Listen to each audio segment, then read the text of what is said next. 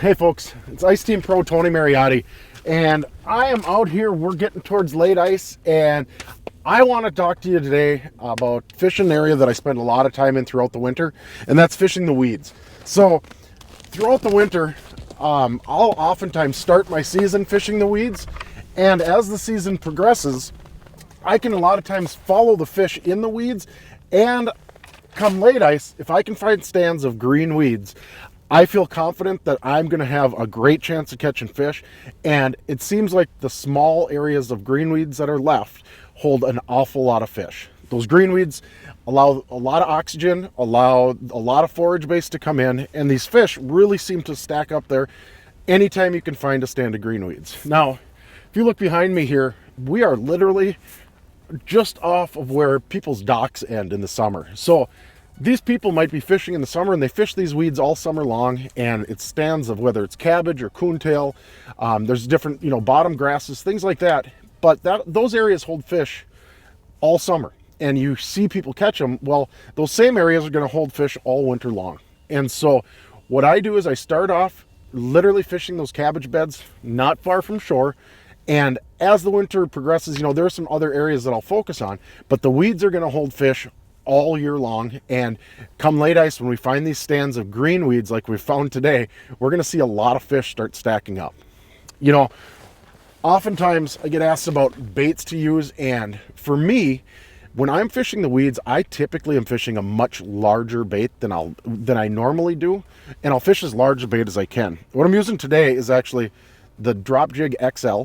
Okay, it's got a much larger shank, it's got a much bigger feel to it, it's heavy, and it'll also allow me to punch through those weeds that are there. Then what I'll do is I like to tip this bait with a Mackie Minnow XL. Now I like white, I like the white with red flakes. There's a lot of different things about this bait that I like, but number one, it fits beautifully on a big hook and a big bait. It also gives one heck of a profile.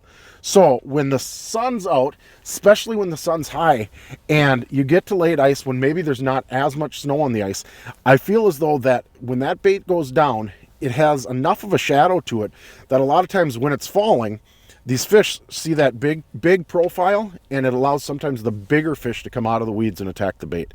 It's been something that I've stuck with for the last few years, and I've really found that this is the bait combination that puts a lot of fish topside for me. So all that I do is I literally thread the bait on all the way up the shank of the hook.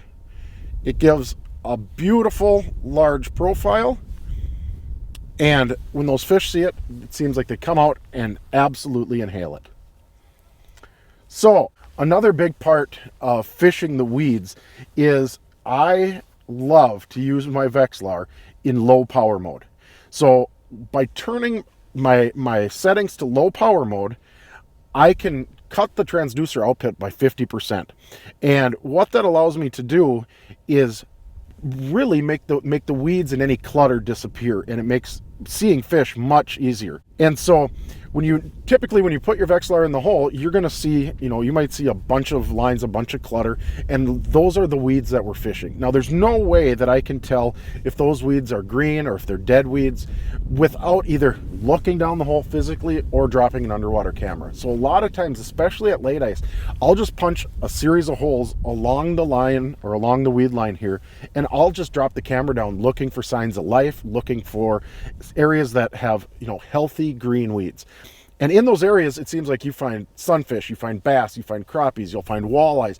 And those areas that hold those green weeds seem to hold the fish and hold an abundance of bait fish.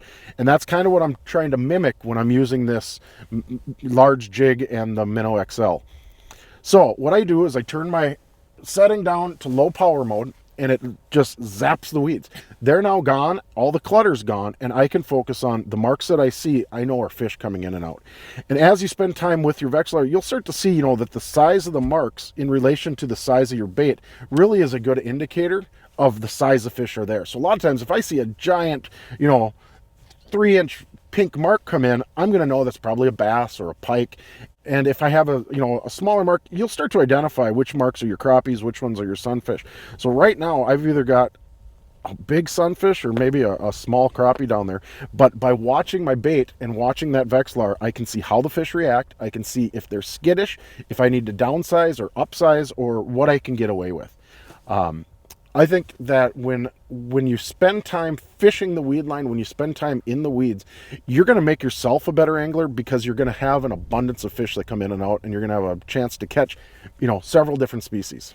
A lot like you and I, there are some days that I feel like hanging out maybe at home, and other days I feel like going out.